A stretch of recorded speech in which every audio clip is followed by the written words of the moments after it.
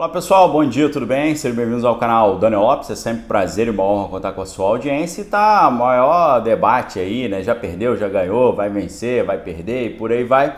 É claro que não adianta muito a gente ficar querendo ter uma bola de cristal para saber se vai perder, vai ganhar, mas obviamente estamos ali diante de um ambiente completamente adverso, né? Um ambiente completamente contrário.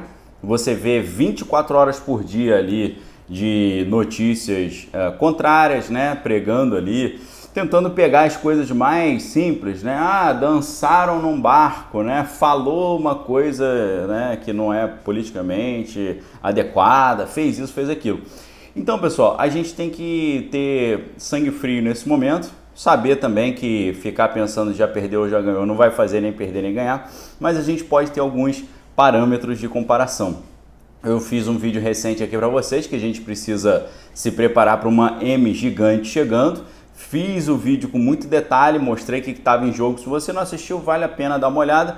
Mas a gente fez essa comparação com os americanos. Com os americanos a gente disse aqui nesse vídeo que eu defendo a ideia de que muitas das vezes o que vai acontecer aqui no hemisfério sul, aqui no Brasil, começa primeiro lá no hemisfério norte, né? A gente teve em 2016, foi eleito um presidente mais à direita lá, depois em 2018 foi eleito aqui, depois o que estava lá tentou um segundo mandato, não conseguiu, e aí a gente fica pensando, será que aqui vai acontecer a mesma coisa, uma vez que a mesma historinha que acontece lá começa a gerar aqui, né? Fiz um vídeo antes falando sobre isso, mas hoje eu gostaria de fazer uma continuação dessa ideia, já que tô vendo muita gente comentando sobre isso. Então, o que acontece, né? Lá nos Estados Unidos em 2020, né, o presidente que era de direita, ele tinha apoio popular? Sim, ele tinha apoio popular.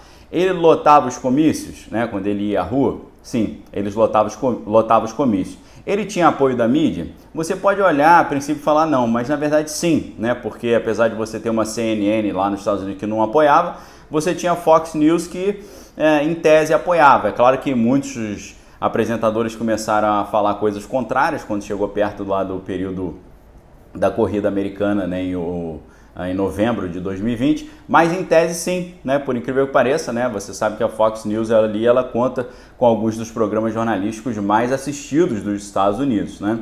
Não preciso nem citar os nomes aqui, mas apresentadores que batem aí recorde de audiência.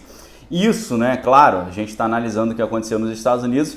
Ele tinha apoio midiático da mídia, da grande mídia em aberto, né, canal de televisão. Isso sem falar no enorme apoio que ele tinha também na mídia alternativa, né? Mesmo com todo o silenciamento imposto ali pelas Big Techs, né, e pelo próprio Estado americano completamente aparelhado. Então, pessoal, você vê, o presidente tinha apoio popular, botava muita gente na rua, tinha apoio da mídia e tal, era carismático. Ele venceu? Não, ele não venceu. Ou seja, botar gente na rua, ter apoio, né, mostrar carisma, ter empolgação, não é garantia de que vai vencer, tá certo? Então ele venceu? Não. Agora, é claro que tem um monte de coisa nesse meio do caminho aí para você imaginar as causas que o fizeram não vencer, né? Agora pensa no que está acontecendo aqui.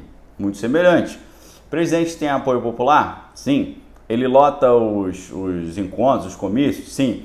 Ele tem apoio midiático? Aí você pensa assim, não, né? Claro que não, porque toda a mídia é contrária. Mas na verdade você tem canais que são mais, eu diria, mais afeitos, né, ou menos críticos. Você tem uma Jovem Pan, por exemplo, né, que se mostra um pouco mais alinhado. Você tem a Rede TV, né, tem o Lacombe tá lá, né, não é alguém que fica fazendo a crítica pela crítica. Então, obviamente, alguém poderia dizer que nem a Jovem Pan nem a Rede TV tem a faixa de audiência que uma Fox News tem nos Estados Unidos, né? Então, isso não é uma vantagem tão grande, tá certo? Então, assim, toda essa garantia que a gente sabe que a gente vê no cenário hoje, né? Apoio popular, lota os comícios, tem apoio ali de uma boa parte da mídia. Isso aí não é garantia. Então, como a gente sabe que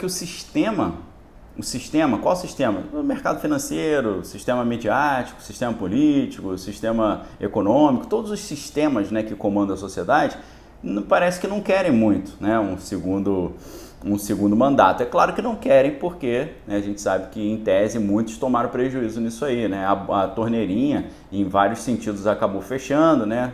A gente está vendo a a maior emissora brasileira aí vendendo até a sua sede, vendendo satélite, demitindo as pessoas, tentando ajustar suas contas, né? A gente não quer dizer que a maior emissora já faliu, mas ela está num processo de adaptação a um novo cenário onde a receita é muito menor do que era antes. Então eles estão se adequando. Vamos ver como é que vai terminar essa história, né? Eu já fiz um vídeo aqui, inclusive, perguntando quem cai antes, né? O governo ou a mídia, né? Porque a mídia está lá, tá completamente seca, né, dos recursos, está com dificuldade de pagar a sua folha de pagamento, né? E do outro lado ali também fica nessa disputa, quem cai primeiro, porque se o governo não cair, a mídia cai, né? Se a mídia não cair, se a mídia continuar, aí será que o governo cai? A gente fica nessa, né? Então, voltando aqui, né? Diante do cenário americano, né? O cenário americano foi muito desfavorável, no final das contas, para o presidente de direita. E é claro, isso ali foi feito um grande sistema pavloviano, dialético, de estímulo-resposta. Falei isso no vídeo recente, onde eu falei, prepare-se porque uma grande M está vindo aí. Falei que todas essas coisas que aconteceram nos Estados Unidos levaram os apoiadores do presidente americano a ficarem muito chateados. Isso criou um clima ali de indignação. Esse clima de indignação foi usado depois para ser capitalizado contra a direita americana, transformando o inimigo externo, né, dos barbudos, né, o perigo dos barbudos lá do Oriente. Agora não, agora o perigo são os domésticos, né? São os domésticos que são problema e eles equipararam o mesmo nível de problema dos barbudos do Oriente com os apoiadores do presidente americano em solo nacional americano. Então, é esse deslocamento de discurso que a gente está vendo. Então, eu acho que é muito provável que isso, infelizmente, se repita aqui no Brasil, né? Muitas coisas estranhas vão acontecer nesse próximo ano, muitas coisas até com velocidade, né? Inclusive seguindo aquela tese que eu coloquei anteriormente aqui, da tese do choque e pavor, né? Quando acontece um monte de coisa rápida assim, coisas assim estonteantes que você fica sem aquela cadeia de raciocínio, ação, né, e decisão, que é o loop, né? O loop que você tem para tomar uma decisão, tomar uma atitude, né? Eles quebram esse loop e assim eles ganham uma disputa, né? Tornando o adversário completamente desnorteado. E aí fazendo com que os apoiadores se transformem em pessoas assim que precisam ser contidas, pessoas que oferecem um nível de problema para a ordem social, né? Mesma coisa fizeram os Estados Unidos, mesma coisa aqui.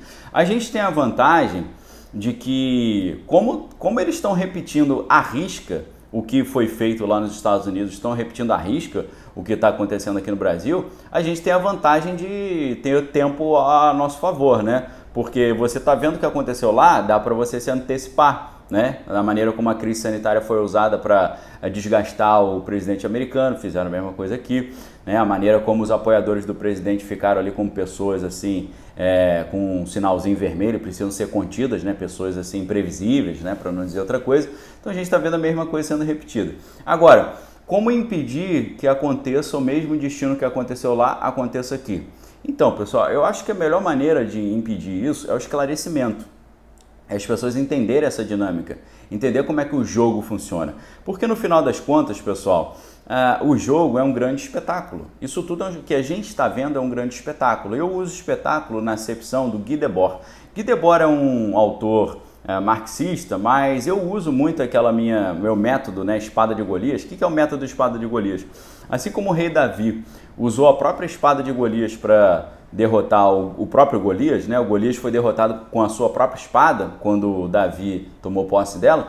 Eu uso muitos conceitos também que vêm assim de óticas mais marxistas, só que a favor de uma ótica conservadora, né? O Guy Debord, no livro Sociedade do Espetáculo, ele vai argumentar que a história da vida social pode ser entendida a partir de um declínio do ser em ter e do ter em aparecer. Hoje em dia todo mundo fala, o que importa hoje não é ser, é ter. Quem tem que tem respeito, quem tem que é bem visto, não é só quem tem dinheiro, quem tem capital e tal. Mas é muito mais do que isso. Não é mais, o importante deixou de ser o ser e agora é o ter. Não, agora não é nem o ser nem o ter, agora é o aparecer.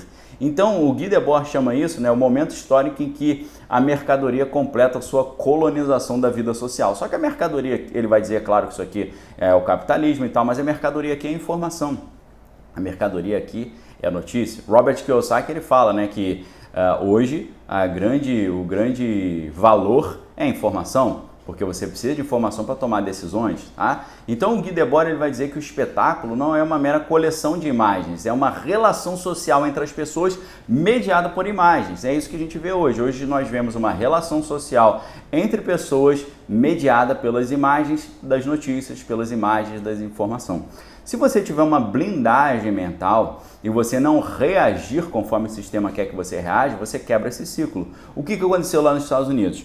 Os apoiadores do presidente americano de direita se sentiram ali prejudicados, ficaram muito indignados, decidiram manifestar a sua indignação de uma determinada forma e essa determinada forma foi usada, através da ação ali de alguns agentes provocadores, foi usada para colocar em xeque a imagem dos apoiadores, falando, olha só, viu o que esse pessoal fez?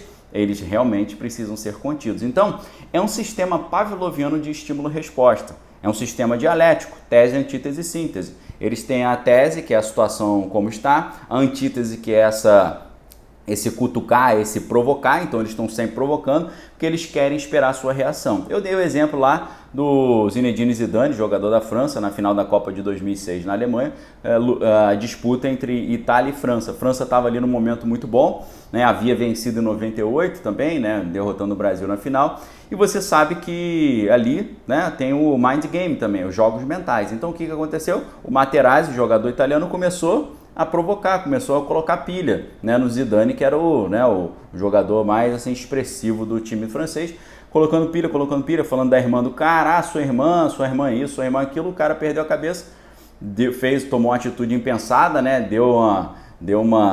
fez esse movimento assim no peito do cara, todo mundo viu, foi expulso, acabaram perdendo no pênalti. Ou seja, tudo que foi feito nos Estados Unidos era para provocar uma reação e diante da reação falar, viu como é que eles precisam ser contidos?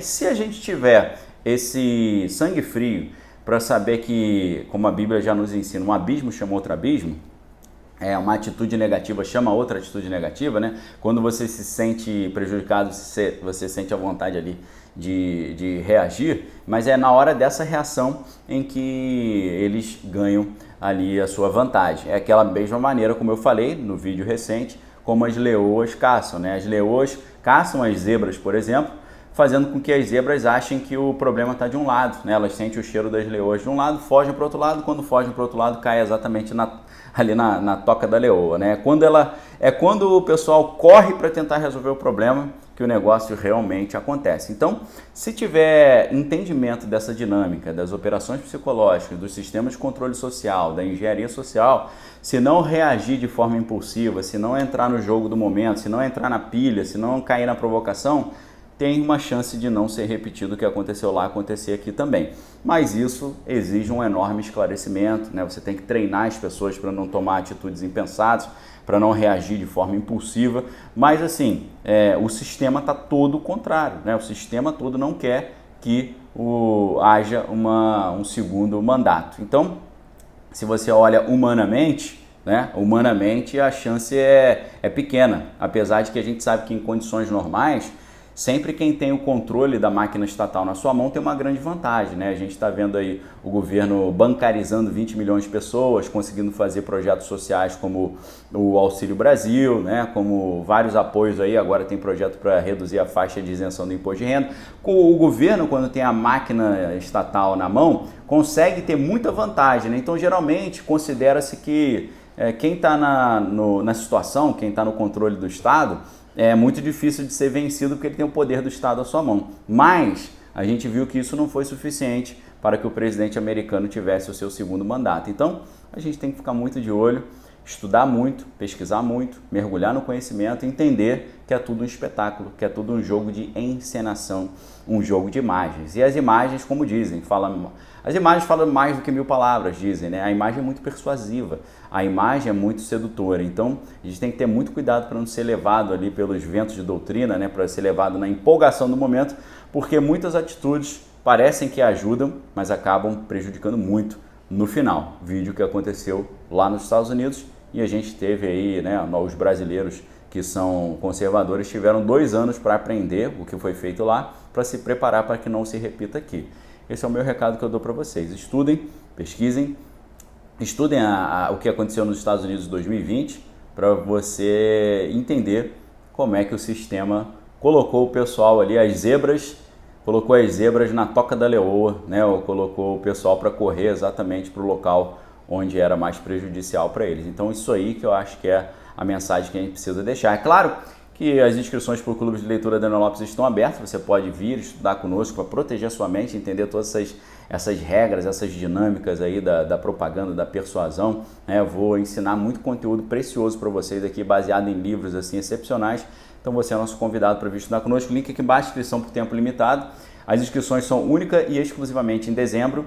Se você não entrar agora, você vai passar o ano inteiro que vem pensando, poxa, tinha que ter entrado, porque lá eles devem estar comentando e tentando explicar as coisas estranhíssimas que estão acontecendo nesse ano que está chegando aí de 2022. Com certeza vai ter muita emoção. Tá bom, pessoal? Então fica o convite, link aqui embaixo. Forte abraço, fique com Deus. Examine todas as coisas, retém que é bom. Valeu!